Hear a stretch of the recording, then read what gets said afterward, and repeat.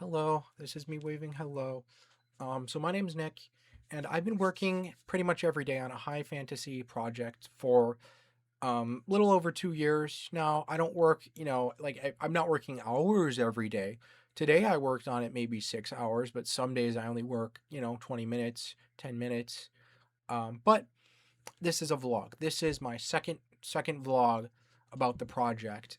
I'm going to share today. I made a map. I'm making a map, and it's going to be the first of many maps, and it's going to be the smallest of many huge maps because I'm just getting acquainted with the software tonight. So, I will begin with some lore things.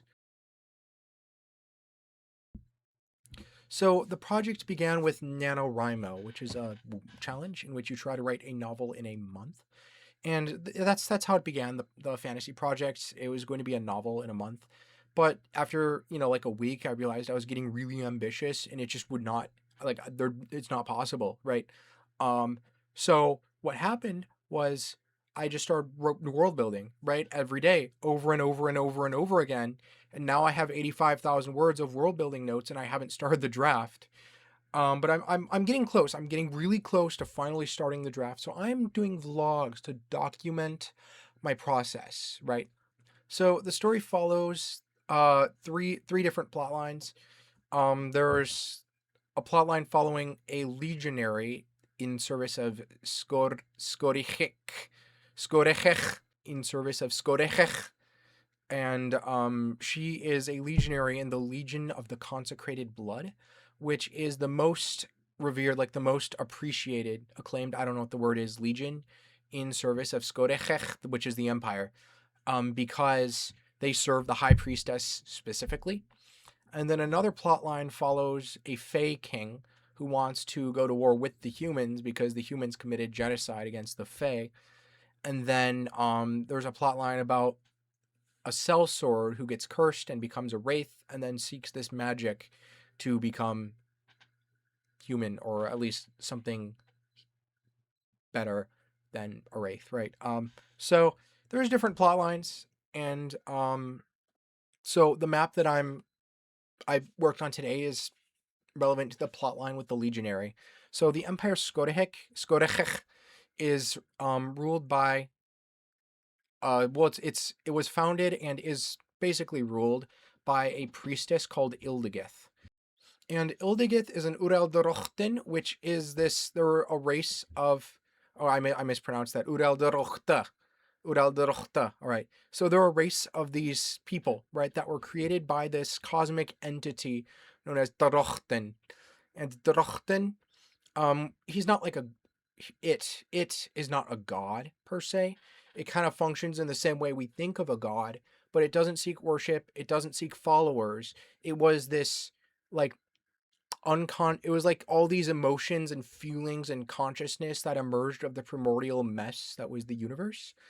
Um and then as it slowly became more and more conscious, it began to order the universe, and it became consciously aware of one goal, which is to create a perfect universe. So it took these impulses out of itself and exiled them basically on a world, and created the Uraldrochten to defend.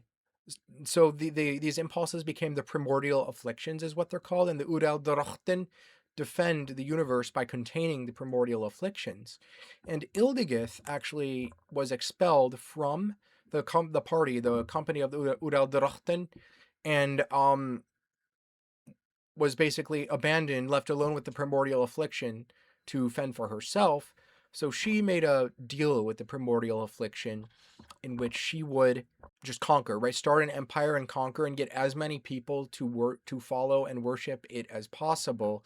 In exchange, they would guarantee her freedom from the world. So yeah, she founded this empire, and she's immortal. The Uraldrochten have 4 wings and 6 eyes, and they're immortal. So she founded this empire in this world that's called Aldar Skorechek, which just means world without war, because her empire. So Skorechek means place without war, because that's the promise that their empire brings, is that everywhere that they conquer, there will never be war ever again, right? That's so their name is a promise, and there's a tower. So, nestled in the world, nestled in the cliffs, there's a tower that's impossibly wide that ascends into the sky farther than anyone can see, and it was created by Drochten to allow people to travel between worlds. The tower looks like those MC Escher paintings with like all the corridors and stairs. And when ascended, it leads to thresholds to other worlds, is how it works. So Skorechek seeks to map the tower such that they can find thresholds to other worlds and conquer them, right? So it has conquered 4 worlds, and they are known as the 4 warless worlds. And the story actually follows one of the worlds has a rebellion, um, and one of the legionaries is expelled from the legion in the world that the rebellion is taking place, and she is unable to go to her home world because the legion just kicks her out. So she's forced to be among the rebels, and then she has to join the rebellion and pretend, right? So there's a whole plot line. But anyway, the reason I'm sharing all this background is I can share with you what I've been working on today. So originally, when I first started this map, right, I was like, this is going to be a map of the whole world, but this is as much as I could do today in one day. And I'm going to need to make this a lot bigger or make these cities a lot smaller. But this is a region of the map, right? So as you can see, I'm making all these different cities. So I want to talk about the nomenclature here, right? So the people of Aldar Skorechech, Aldar Skorechech, speak. So they speak vulgar Sprakilde, which is a descendant of Old Sprakilde, and Old Sprakilde is what is spoken by the Uralderochten. But the people, the mortals, speak vulgar Sprakilde because their language has sort of like changed over time. And I don't actually have the grammar to vulgar Sprakilde quite ready yet, but I have a decent amount of the grammar of Old Sprakilde, which is where these place names came from. So I'll explain some of the nomenclature here. Let me pull up. So I have a note here for the nomenclature, so you'll notice a pattern. So these are all the cities I've made. I'm just writing down each city and what the name means in Old Sprakilde. So this one, you notice there's a pattern here, right? So all these 2, 3, 5, 6, 10, right, 13, they all have gust, and they're city of, right? Because gust means city, and it's an affix that is appended to a property, and it basically means city of property, right? And usually in Old Sprakilde, the property actually comes after the thing that it is modifying, but when it comes to cities and villages, the like nomenclature is reversed, the custom is reversed. So you'll also notice if I go down here, we've got Obog, Obog Uoch and Dosaguoch. So Uoch means village or town. So this is a village slash town of, I guess, brightness. No, it'd be bright village slash town. Some of these do not follow this pattern, right? Because there's gust, but what is this? It's vrufi bafru, or what's another one? Fokre vridechebryko, right? Mine of obsidian. So you'll notice here, like this one is mine or quarry. This one's a mine of obsidian. It's pretty easy to figure out what I'm doing here. It's just mine and obsidian. Obsidian is an affix that is appended to mine. The affix comes after when I'm not using the word city. So there is a system in place, right? And then I have my lexicon, which I can show you. So this is my lexicon right now. I have 396 words in the lexicon. And it's growing. It's not big enough yet, really. Like the reason why, I'll show you. So you see a lot of these cities, the big cities all have names except for these two and then these down here. The reason why I haven't started with, or I haven't really named a lot of these villages yet, and I'm just working on the roads, is because I feel like the lexicon just is not as big as it needs to be. So I'm going to keep working on the lexicon, but I'm thinking I'll add these towns and then I'll add more small, like super tiny villages around too, like really tiny little dots is what I'll do. So right now my plan is to have 57 major cities and then 177 small villages. And then I don't know how many like really tiny things I'm going to have, but this is not going to be the entire world, or perhaps this world is super small. I haven't decided because my original thought was that this world is going to be huge, but it makes more sense if this world is small because it would give greater precedent to the empire for wanting to conquer more worlds because they need more, they need more land for farming than what their world will allow because of all the impassable terrain. So it's something I'm, thinking about. Um, so I'm working on the lexicon. So I'm, like right here. This is another one too. So I've got what are these called? Ordinals.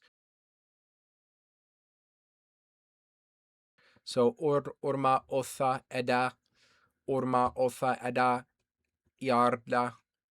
Um, so these are ordinals. How it works is it's equivalent to us saying first, second, third, fourth, but in Old Sprakilde, the ordinal comes after. And I can show you here. I'll show you. So these are the ordinals I've come up with. I'm going to add more tomorrow and finish the stupid numerals for the language. But this is just the early stages. So there is a pattern here, as you can see. There's the cardinal and the ordinal, cardinal, ordinal, cardinal, ordinal, orem, orema, oth, otha, ed, eda, yarida, ogena. So it's a very easy pattern to pick up on, right? Now, right here, it's a little different because it's oge, but it's not oge a, it's ogetha. This is kind of something arbitrary I did, and I'll probably repeat this if there's one that ends on a vowel again, so it becomes a pattern. So there's different patterns going on here, even for the big cities, right? So the big cities right here ends in gast, but they don't all end in gast. Like right here, orencheril, orencheril, hiril, orncheril. If I go, let's look that up. Right, so this one just means horn music, and that's because this was originally inhabited by a tribe that uh like regularly employed the use of musical horns in their celebrations and in their social life, right? And then like this one over here just means isolation or solitude because it's so isolated from the rest of the world. Because here's the here I'll show you. Here's the capital right here, and you have to go take this mountain passage through these valleys here, and then through here, and then through here, and then all the way up here. So this is as isolated as it gets. I think this one here actually just means house. Yeah, vruf. So vrufi is house, and eki is ice. So it just means house of ice, and that's because this is going to be a very icy, like the original inhabitants before the world was conquered by Skorechech were living in ice huts. So and then there's, like I said, there's the pattern with the ordinals. So this here is bounty of the sea, or nature of this wealth of the sea. And then this here is salt sand of salt, because these cities exist in salt deserts, where this is where most of the salt is mined and most of their resources are brought in to sustain them. So it's very commerce. This is a very commerce focused economy. Um, so this is, yeah, and this software is awesome too, by the way. So it's super cool. I can go here, right? I can select mountains, select a mountain, right? Like let's say I want this mountain here, and then all I have to do is just paint. I can just paint the mountains. It's super cool. And then the labels, if I go here, I'll show you. Look, so if you go to Podogast, I can change the font size to be however big or small I want. I can curve. I can curve the text. Look at that. Isn't that cool? I can make it glow, um, which I don't want, or I can give it an outline, right? Like let's say I want an outline, give it some of that, which I also don't want, so I'll get rid of that. All right, let's let's fix this now. So it's super cool. So this is just a vlog. Where's my camera? So this is just a vlog. I'm just sharing. This is my process, right? This is what I'm doing. Um, yeah, so if you want to keep up with this project or ask me questions, uh, leave a comment. I don't know. But yeah, yep. So catch you on the flip side.